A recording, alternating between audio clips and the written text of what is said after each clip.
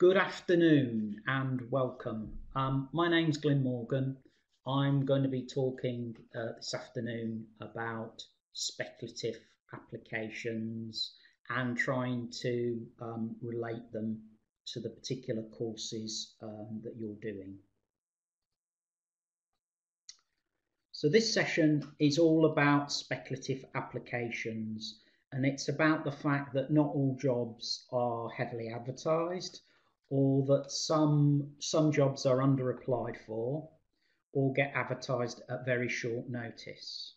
And a speculative approach allows you to make the best of these opportunities, but you really need to understand your chosen job sector to see whether or not there are opportunities for these things, and also to reflect on the best approaches to adopt. I'll try and give you some hints and tips this afternoon. It's all about being proactive, and hopefully this will give you access to a much wider variety of roles and increase your chances of being successful in what is increasingly a competitive job market.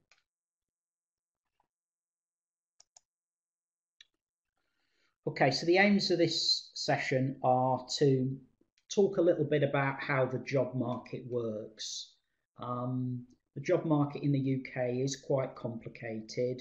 The graduate job market has been going for many, many years. It does consist of many different sectors, and we'll try and look at those different sectors this afternoon. And I'm definitely going to try and talk about some tactics that you might use to utilise when you are looking for opportunities. I definitely want to talk about your ideas and your thoughts and questions. So at the end, we'll have an opportunity for those sort of questions and thoughts in the chat, and we'll tackle those at the end. So making a speculative application means getting in touch with an organisation to ask whether they have a suitable job for you, despite the fact that they aren't advertising a particular vacancy. So that's a definition of it. And certainly when I started in the career service many years ago, it meant sending a CV with a cover letter on spec, as it was called then, to an employer to find out were there any opportunities for work shadowing or paid jobs or something like that. So that's what speculative applications were when I first started many years ago. But I think these days it can definitely involve following leads and ideas from things like social media, as well as more traditional approaches, which I'll cover today.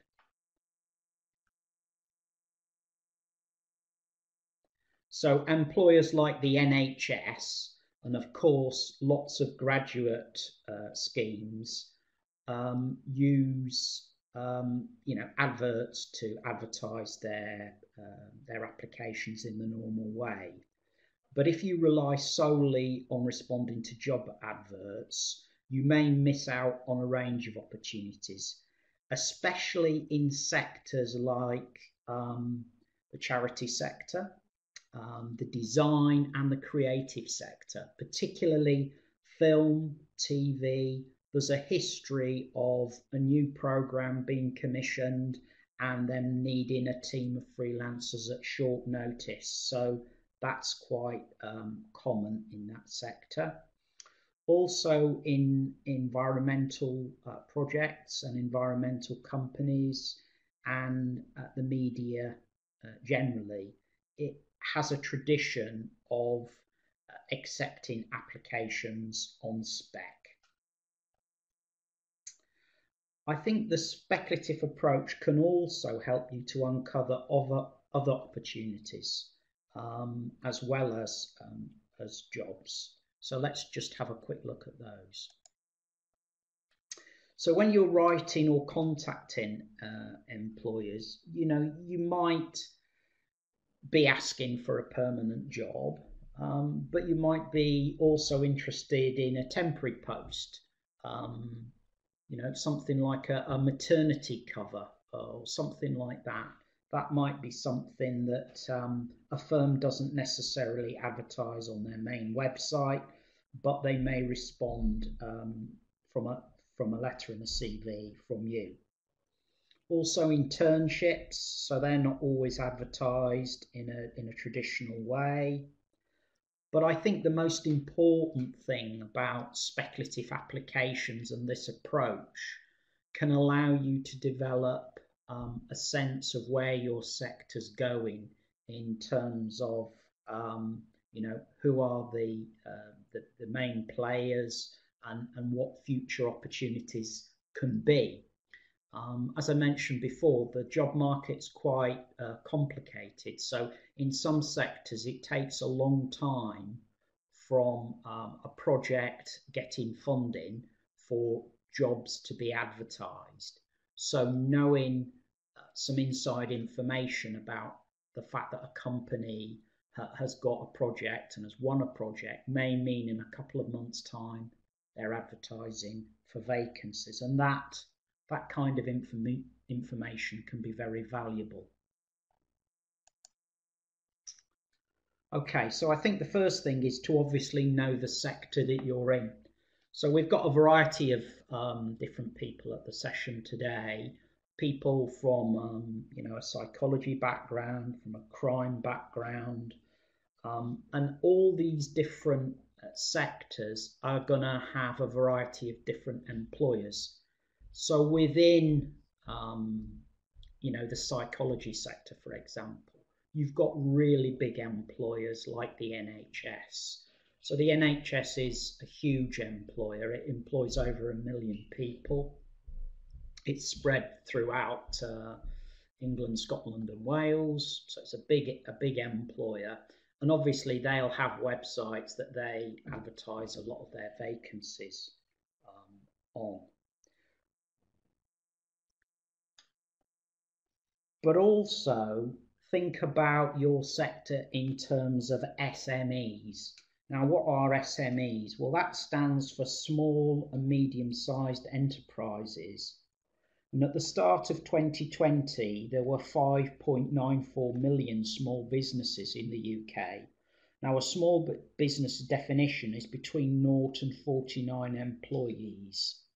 So you can see they make up a substantial amount of any part of the job sector. So SMEs are very, very important.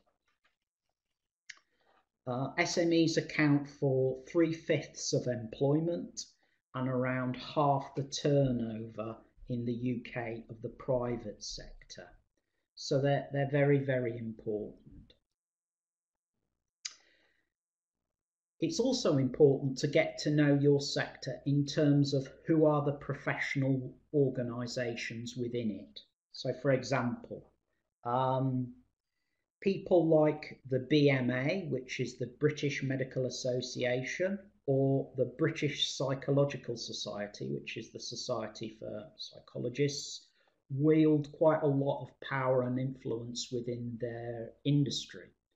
So they're a useful source of understanding both for members, for contacts, and for how the sector's developing. So finding out the professional organisations that operate within your sector is very important, whether it's marketing, whether it's crime. Who are the professional organisations that might be around in your sector? And also trade bodies, they can be very important too. So people like the Association of the British Pharmaceutical Industry wield a lot of power and influence within the pharmaceutical industry. Or another one would be the Society of Motor Manufacturers. And these professional bodies and trade organisations can really be a useful source of contacts. They may list all their member organisations, and they can be a useful way of understanding how your sector is progressing at this particular moment in time. Now, I want to talk a little bit about the kind of traditional approaches to contacting a firm. And as I said, my background as a careers advisor takes me back to the very traditional approach, which is a CV and a cover letter, which I would argue has to be very tailored to each company. So that's why I think it's really important to know your sector, so that you know if you're targeting a creative film company, then you target them in the right way. Or if they're a small charity working in mental health, you again target them in the right way. And I think what you have to do is set out in fairly simple terms what you're looking for and why you've contacted them, but then try and highlight your relevant skills and experience. I think the emphasis has got to be on what you bring to that organisation, company, charity, whoever it is.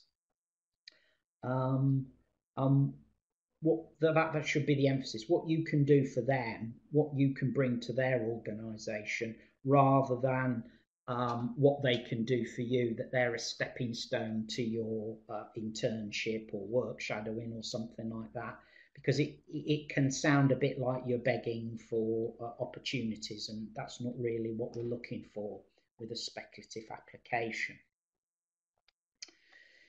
If you're particularly trying to target somebody with hiring authority, sometimes it is quite difficult to find out that kind of information. So make sure you are sending an application to a named contact. If you can't find a relevant contact information on the company website, and many organisations do have very good websites these days, why not try the old-fashioned way and ring them up and try and find out the name of somebody in HR or somebody that deals with their recruitment. But always, if you are going to do that personal approach, make sure you're polite when you're dealing with the employer.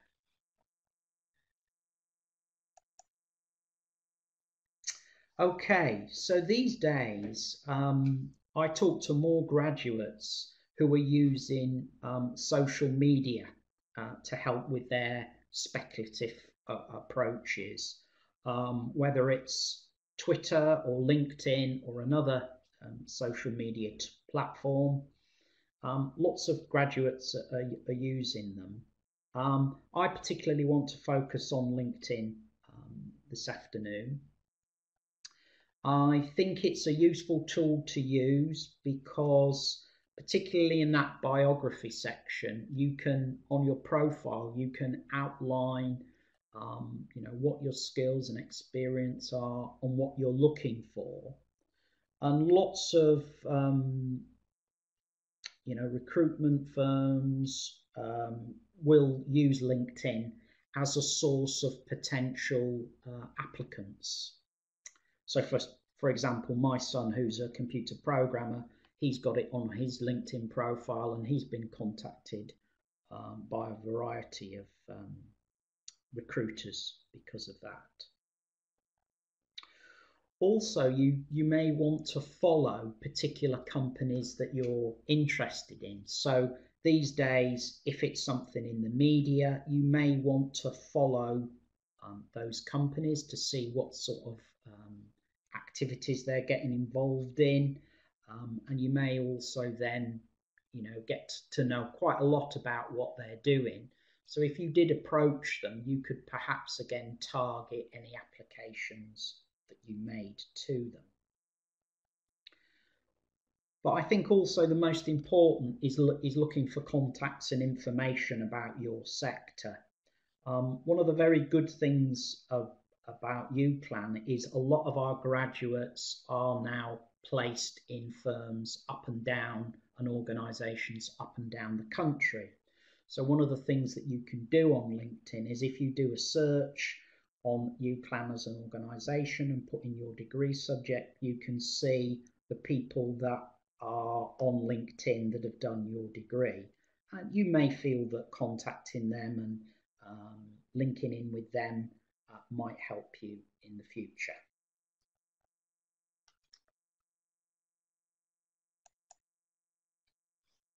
Okay, so what I'm trying to do is get you to focus on some sort of action plan that you can take forward from today. So one of the things that I would encourage you to do is to try and draw up a list of employers that you'd want to target. Now, it may be that you're early in your undergraduate studies and you're not sure about that. Obviously, there's lots of websites or organisations that we could draw your attention to. So by all means, book in to see one of the careers advisors at Careers and we can help you. But certainly, if you look at websites like Prospects or Target Jobs, they are graduate websites that have lots of links to each individual industry, and then it breaks down into the major employers and the small employers within those sectors. So I would certainly use those two websites to start that initial bit of research. And really what you're trying to do is to perhaps choose a mix of, as I said, larger firms and maybe some of the smaller employers as well, because they're quite important in the jobs market. So yes, you've sometimes within your sector got the big named organisations, but also have a look at some of the smaller, the SMEs as well. And whether you want to kind of perfect your CV or plan that kind of increasing your social media profile, those again might be useful things to be doing over the next couple of weeks. Okay, so if you have any questions at all about the things that I've talked about this afternoon, I'm going to give you the opportunity to put those in the chat box in a second. But as I said, there's lots of help we can give you in terms of identifying companies and organisations that can help you with speculative applications, as well as making sure you're looking at all the advertised vacancies that you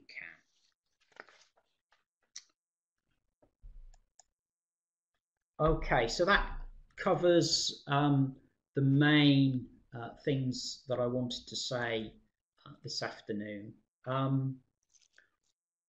What I'd really like you to do is, if you can, copy that bit.ly link. So it's http://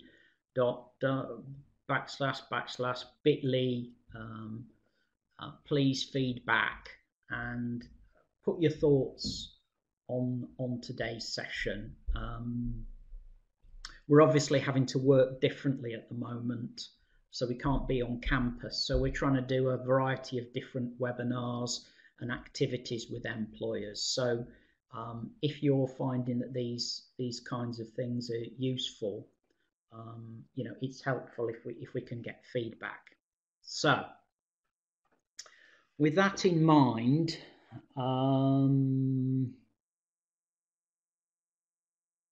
right, so the first question's coming: where can I book a careers meeting? So all you need to do is go on to Careers Edge and look at Careers Edge, and one of the sections is book a meeting, and you can just book a meeting. Or alternatively, ring us on 01772 895858, and somebody will be able to tell you when the meetings are.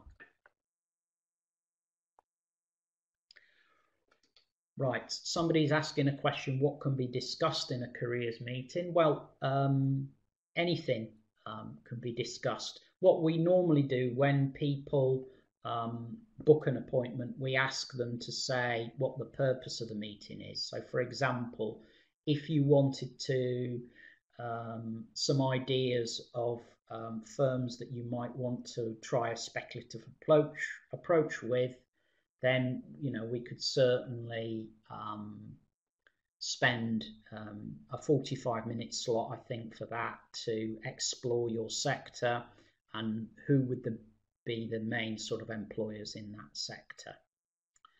If it was something like a CV check, we could probably do that in one of our 20-minute slots. So it depends very much how in depth, how many questions and things you've got as to whether it's a 20-minute appointment or a 45-minute appointment.